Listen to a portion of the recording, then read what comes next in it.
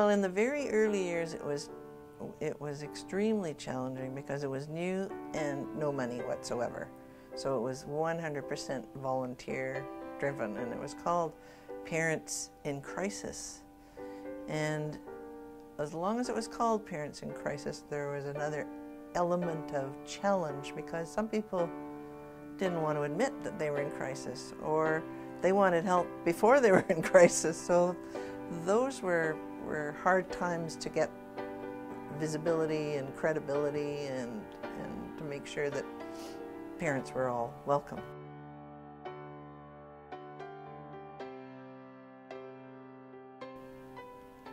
Is humble and quiet and has always done wonderful work respecting parents or anybody who's doing parenting just the way they are. So parenting, we recognize nobody is perfect whatsoever. We all make mistakes and need a safe place to be to talk about what's right, what's wrong, what's good, what's working, what's not working, to confess little errors and ways, and learn from each other in a non-judgmental way. And no matter what kind of parent you are, what kind of family you have, whether you're a single parent, a step-parent, an adoptive parent, a same-sex parent, it's all absolutely fine at Parent Support Services. So that sense of inclusion is wonderful, and the acceptance of everybody as they are, as they come, warts and all,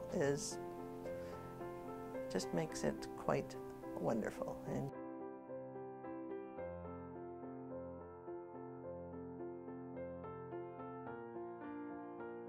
attract the most amazing workers that you could find anywhere, and they work for wages miles below what they could earn in other places, and they do it because they care about the work and they care about the families. But funding, you have to have some funding to train, to hold the pieces together, and funding is hard to find and hard to increase. So that's the toughest thing.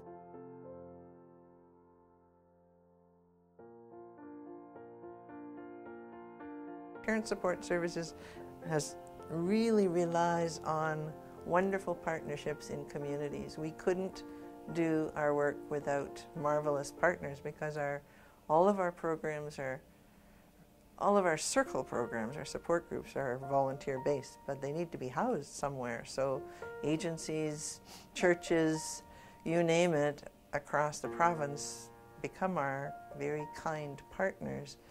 And so it operates an enormous amount of trust and enormous amount of reliance on the kindness of volunteers and the willingness. We stop and think about some of these volunteers that facilitate the circles come every week, every month, year after year after year. I mean, some have been with us for over 18 years.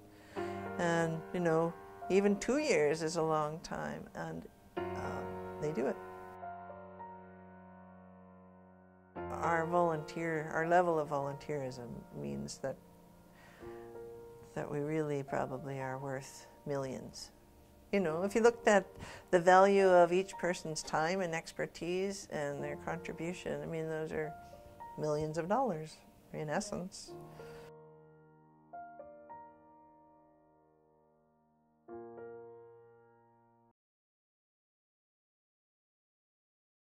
I get to witness amazing change.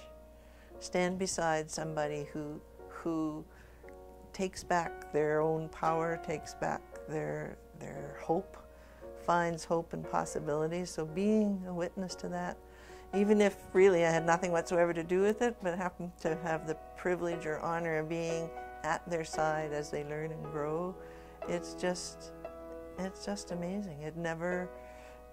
I'm always in awe of that, of the capacity of people to change, the capacity for resilience, to make such wonderful leaps inside themselves and in their capacity to be good and wonderful parents, even after they've faced, you know, just devastating stories. And there's countless times of crying, because the stories you hear just break your heart. And sometimes you're crying for joy as well when you see a breakthrough. If you travel with somebody whose children have been removed, say by whatever the government system is that has that power, and you watch the transformation of the family to be able to reclaim their lost child or children, and just fight and learn and go to the end of the earth, you know, go through court, go through every problem you can think of, and come out successful, and know that they're better parents and going to be better parents, and that child's going to be loved and safe. There's nothing more wonderful than that, you know.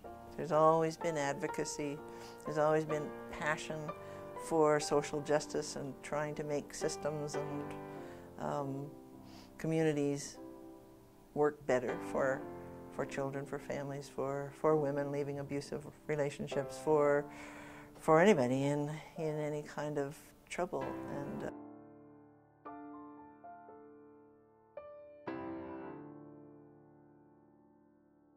personally, as a parent, I never stopped learning, and now as a grandparent, I'm still learning.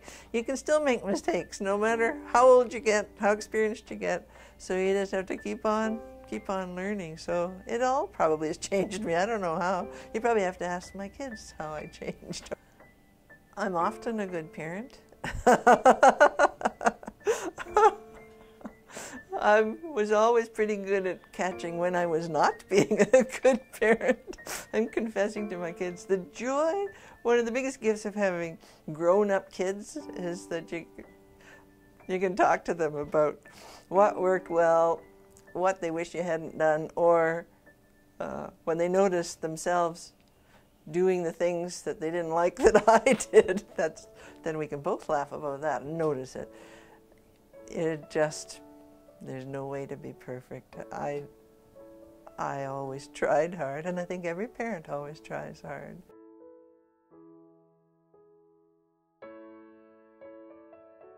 From parents, and it's always interesting to watch. We do evaluations and we talk to them, and they fill out forms from the groups or any of our presentations, and there's always some constructive comments about the group, but for themselves, they're always positive about how they feel so much better about themselves as a parent. Their feedback consistently is quite moving, quite heartwarming. The self-awareness that is there, that wasn't there at the beginning, is you know that then you're doing something right. Yeah.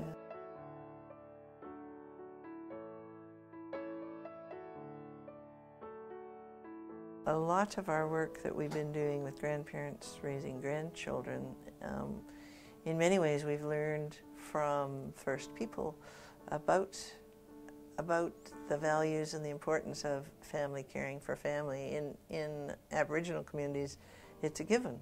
Of course, your auntie, your uncle, your grandma, your grandpa takes care of, and there's been a wealth of sharing about how well that can work. And certainly when you look at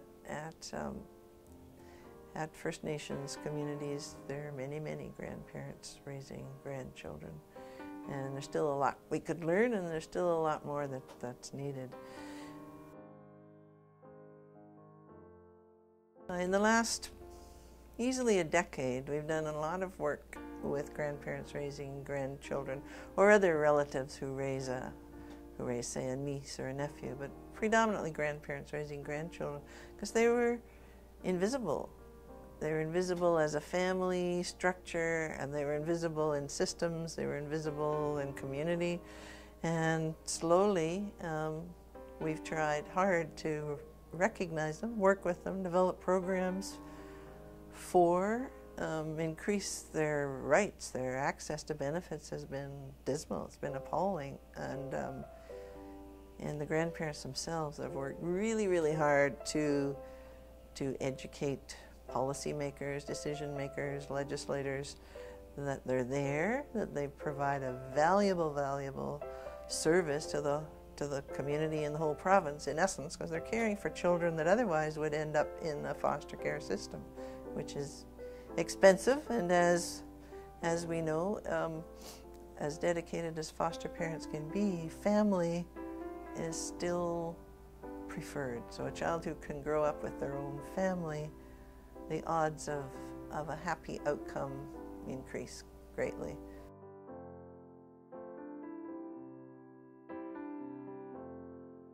So much to learn as a newcomer, and especially about parenting. What are the laws? What are the rules? What are the habits, the behaviors that are okay, the ones that are not okay, that might be totally allowable in the country of origin, but here parents can get into trouble with the Ministry for Children and Family Development without even realizing, without understanding that they're doing something wrong. So it's been, I think, extremely valuable.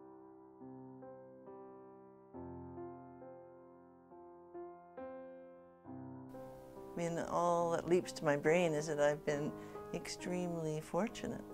It's you know, it's been a privilege. I've probably benefited more than anybody I've come into contact with in many ways. It's been a humbling, wonderful life experience, because I am enormously enriched by everybody that's touched my life, and that's thousands and thousands of parents and children over the decades.